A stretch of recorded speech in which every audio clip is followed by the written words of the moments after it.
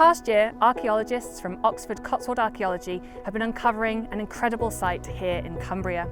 Nestled just off the A66 and a stone's throw from the medieval ruins of Brougham Castle lies the ancient Roman fort of Brocavum. Built at the strategic meeting point of the rivers Emont and Lowther, this fort once stood at the heart of a bustling Roman settlement. And our investigation seeks to shed light on what life was like for those who lived here nearly 2,000 years ago. What was daily life like outside of those walls? What kind of activities were taking place? And what was it like for the people who called Brocavum home? The exploration of Brocavum is one that stretches back centuries. Antiquarians in the 17th and 18th centuries were among the first that we know of to take an interest in the site, drawn by the visible remnants of Roman masonry and the scatter of artefacts across the landscape. Their efforts laid the groundwork for future investigations through their notes, sketches, and occasional finds filtered into local collections and national archives, preserving these glimpses of a Roman Brougham that had long since faded from view. In the 1960s, ahead of the construction of the current A66, rescue excavations were carried out to salvage what could be learned before the road cut through the ancient terrain.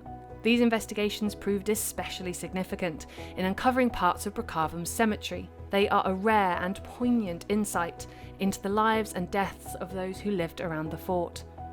The graves revealed not only burial practices, but also hints of cultural diversity, suggesting Brocavum was home to people from across the Roman world. Decades later, in 2008, Oxford Archaeology investigated a nearby area as part of a major pipeline project.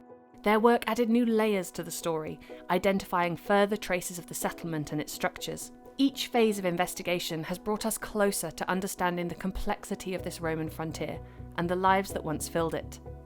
Today, the story of Brocavum continues to unfold, as excavations ahead of National Highway's planned upgrades to the A66 are revealing new layers of the past. Our archaeologists have been investigating further into the cemetery, uncovered in the 1960s, and expanding the investigation of the settlement. I caught up with Shannon, who was one of our site supervisors, to further understand what these new excavations have found and how they can tell us more about the people who once lived here. Hi Shannon, lovely to see you today. So we're here with a map of the excavations near Brougham Castle that you've been working in. Can you tell us a little bit about what you've been working on? Yes, well thank you so much for asking me to come and have a little chat. So the really interesting thing about the area that we've been working is we are sort of about 300 metres away from where Brocavum actually was, the fort itself. So we seem to be in like the very outskirts of the settlement itself. We seem to have three distinct periods of time in which the people have lived there, that we've had structures and different things being built. They seem to then have been demolished and then they've been sealed over and then built again. So essentially people are sort of building on top of buildings in the past, taking them down and starting again. So lots of life going on here, lots of time, So if we want to start at the very beginning, the oldest building that we found on site is this little building here in the corner. So the interesting thing about this is what we would call a beam slot building. So this was cut completely into natural ground, and what they would have done is used wooden beams to build a building up from the ground level straight up. I can only describe it as sort of like a wood cabin. So we've got some evidence of these sort of structures, and along that sort of same time period we have this really interesting long ditch. These would have been used to divide pockets of land, so we are fairly certain that this ditch is the very back end of the settlements. We found the complete extent of from where the Roman fort is today to where the actual settlement itself would end. Oh, very cool. Yeah, absolutely. So that's sort of the wooden phase, as we like to call it. Then we've got some more significant buildings going on. So when you say significant, as in bigger? Yes, so we've got a very large building here in the middle. So it actually is in two separate phases, so it seems to have been used in a sort of middle time period, if we want to call it that. Then it was disused and then built completely on top of. They would have had stone foundations and then a wooden building itself, but then when it was disused and rebuilt, it seems to have been built completely in stone. We don't really have enough finds or anything in particular where we could say for absolutely sure what the building was used for, but because of the sheer size and the material that we had found that was used to build it, we know it was significant. So with that, we have a different building here. So with this building itself, we only found one half of it. We seem to have found like instances in this building where they would have had industrial use. So anything from milling, making pottery, things like that. We've got quite a lot going on in this area in particular. Amazing. So you've got sort of three different building moments, I suppose, where you're starting with this kind of wooden building, and then later on there's these two buildings that are starting to use stone and working together, and then this sort of third period of building where you've got this extra large space that's kind of working with industry and the kind of evidence that you have for that, but sort of reusing this one, but in a slightly different way. Yeah. So that's really interesting how we're thinking about how people are using the space and reusing buildings, but also kind of putting their own mark on that settlement space where they're living and working. This sort of grey blob, if you will, according to sort of our old OS maps, we have a Roman road that was established along the back end of where our excavation site is. So this seems to be a B road. If you imagine it was the sort of cut off from the main Roman road that would have been used purposely to access the settlement. I love how you're describing the road where you've kind of got like the main Roman road and then this kind of off branch leading into the settlement, and then what we're looking at here is actually, you know, the current layout of the A66, and then with this kind of road coming off it as well, it's almost like they're kind of mirroring one another, which is quite lovely. So are we hoping that these are questions that we might be able to answer a little bit more in the later phases? So obviously there's lots of work that happens on site, and then there's obviously lots of analysis that happens in post-excavation. So I imagine that there's a lot of questions that you're quite excited to get some answers to later. Honestly, I'm really hoping by the sort of, when we get our post-excavation work done and we've got a few interesting dates, hopefully it should tie all this picture together. And we know that people have a bit of a habit sometimes of throwing things down deep holes. So you mentioned wells. Have we found anything interesting in the wells? The interesting thing about digging the bottom of wells, with the amount of water that we usually find at the bottom of the well, it usually preserves organic material. So we found some really interesting things at the bottom of this well, which I'm hoping Emily will tell you a little bit further next. Now that we have our bearings for exploring the settlement of Brocavum, I found my way down to the end of site where Emily told me a little bit more about the remarkably well-preserved wicker-lined well and the shoes that she found in it. So when we were first excavating the pit, we were already amazed to find that we had a really nicely preserved wood-lined pit. It was a nice wicker lining, and we came to the base of the pit and we thought, brilliant, we found the bottom of it. I came across some, what I thought were wooden planks. I thought that was like the base of the well. So I thought, right, we're going to lift these and then we can crack on with removing the rest of the wood. So myself and my supervisor, we lifted what I thought was the first section of the base. As we lifted it out and put it on the side, I went, that looks a little bit like a shoe. And I said to my supervisor, is that wood? And he went, yes, of course it's wood. And I said, look again. And he said, is that leather? Is that a shoe? And it ended up not just being one, not being two, not being three. We ended up with 5 shoes.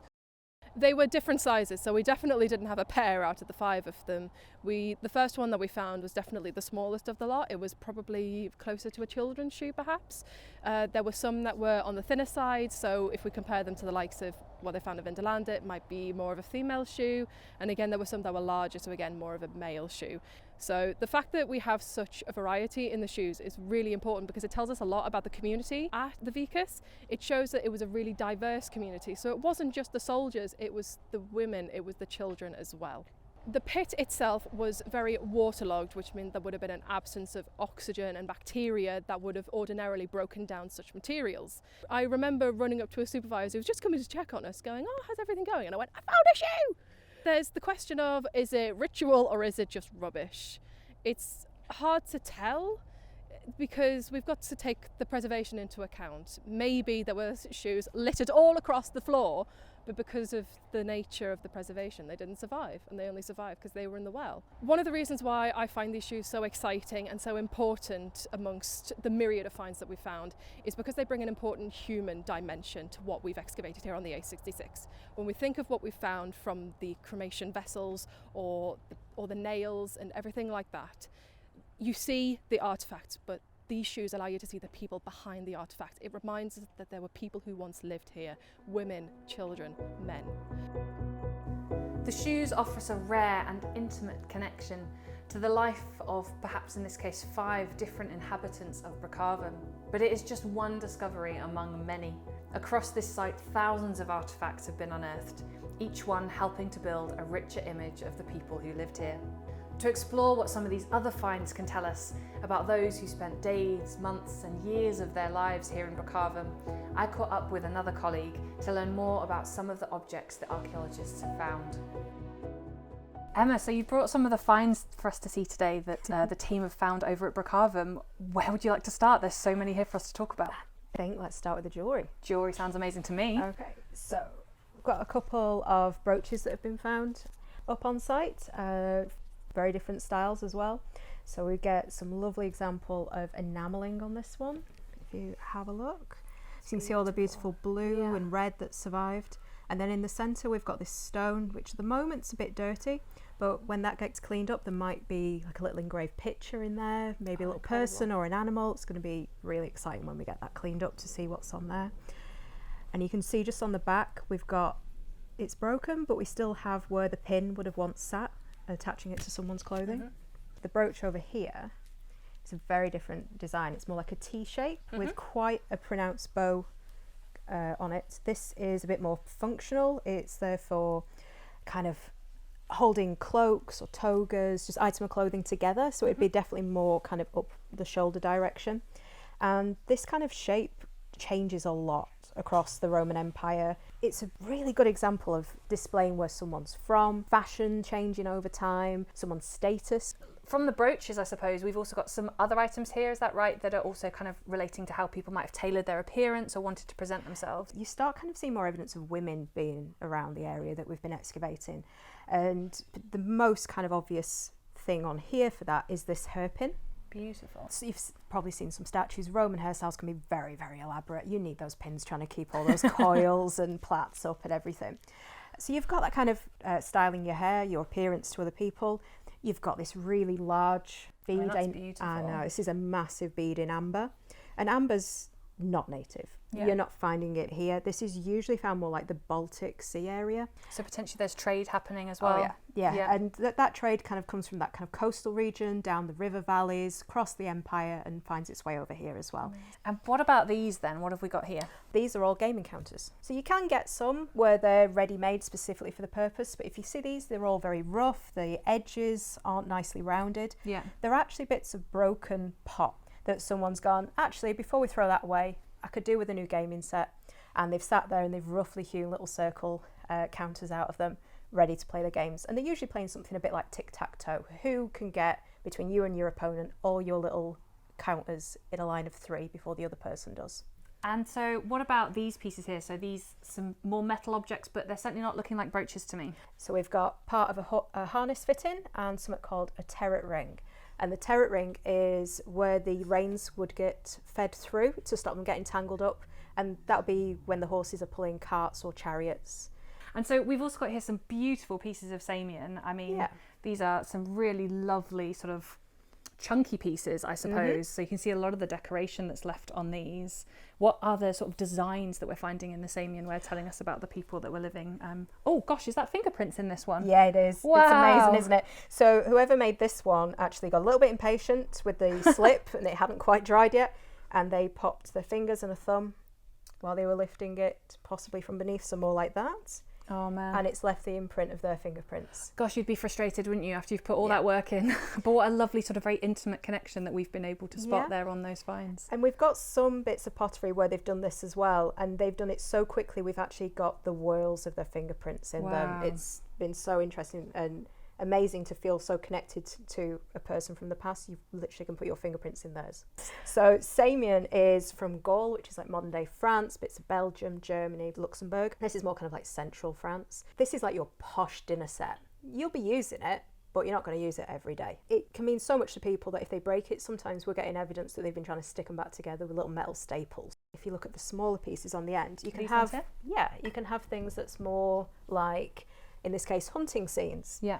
So we end up in here, we've got the base of someone on horseback, we've got a lot of debate.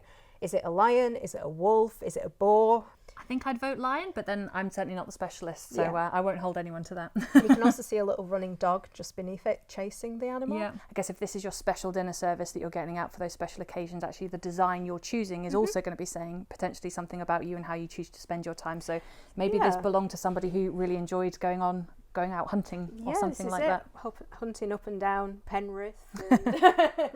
And I have to say, Emma, I've had my eye on them the whole time we've been talking, Yeah. but these glass vessels over here are just utterly exquisite. What can you tell us about these? What amazes me is how thin that glass is. I mean, if you want to try and hold the cup, it is incredibly thin. It looks like someone's made it today. There's practically no bubbles in it, no scratches, but it has these 4 little indents just to make sure you're really going to be able to keep a firm grip on this. So you'd have probably things like beer and wine coming out of little vessels like this. The soil has been saved, so again, we can possibly send it off to the lab, maybe find that out.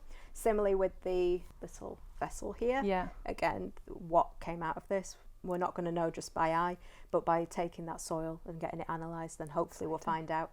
And they kind of link then with this. This is black burnish ware, mostly intact, just a bit of damage at the top. And sorry, is black burnish ware quite a common pottery type, am I right in thinking? It's made further south in Britain, and it call it burnished because when they're making it, they get a pebble, like a cobble that you'd get down by the river, and they rub all over the surface to give it this kind of burnished appearance. Sometimes they'll be used for things like a cremation. So being used as like a burial urn. Yeah. So, I mean, this is incredible. So the finds you've brought us today are just painting such a picture of actually a really sort of rich, dynamic settlement, you know, life with sort of women and also some people who are in the military, possibly kind of cavalry units, and you know, everyone is sort of making a real effort to sort of present themselves in different ways, speaking of the different places they've come from. So it sounds quite rich and vibrant to my mind. Definitely. But also not just how they've lived, but also clearly sort of how they've sort of died and been remembered later on in the cemetery area as well. Like us today, you know, we all have our rituals, how we deal with saying goodbye to our loved ones when they die and what we choose to do to remember them. And so that kind of way of dealing with your own grief, you know, everyone has their own way of doing that. Yeah, and it's a very this personal is, journey, isn't it? It is. When you can hold the cups they were holding and know that they chose that for a reason, it kind of hits you a little bit sometimes. It does, and it's why we take such care with these things as well, isn't it? Yes, definitely. These were human beings, they had loved ones they loved. Yeah. You need to show them respect. Brocavum Cemetery lies just outside of the settlement. As well as the many artefacts discovered, recent excavations have found evidence of around 350 graves. Amongst these, archaeologists also found a potential pyre, a large purpose-built fire used for cremating people in public ceremonies. And whilst the majority of the burials were cremations, our work has revealed a variety of different burial practices. Some people were buried in pottery vessels, others in wood or fabric containers that have since rotted away. Some were buried with grave goods and offerings of pottery, glass vessels, combs and other items, and others still were found in timber or stone-lined holes, known as kists. Whilst the word kist comes from the Latin kista, meaning box or basket, kists are not an exclusively Roman practice and are also used in the prehistoric and medieval periods. But here at Brocavum, many of the kists started as rectangular pits dug into the ground. The sides were then lined with timber or flat stones to form a box, and the materials were sometimes recycled from older monuments and gravestones. People's ashes were then carefully laid to rest, with offerings placed around them, such as flagons of wine and bowls of food. After this, the grave is usually sealed with a large capstone, and in some cases marked with a mound or stone marker above.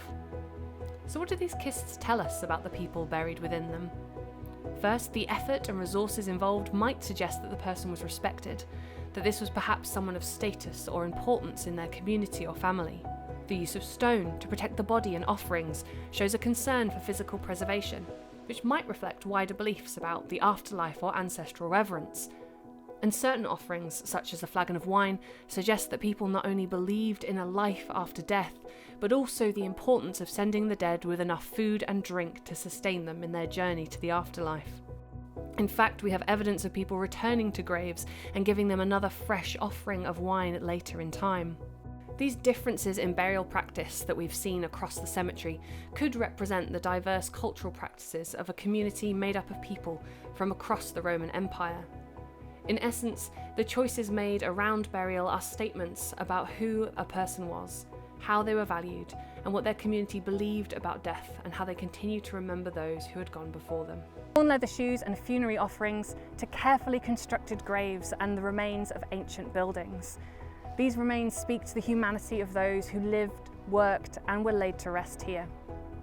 They speak of a varied and mixed group of people, generations in fact, of men, women, children, soldiers, farmers and smiths. Brougham may be a small village now, but the evidence reminds us that many years ago it was a bustling centre of activity.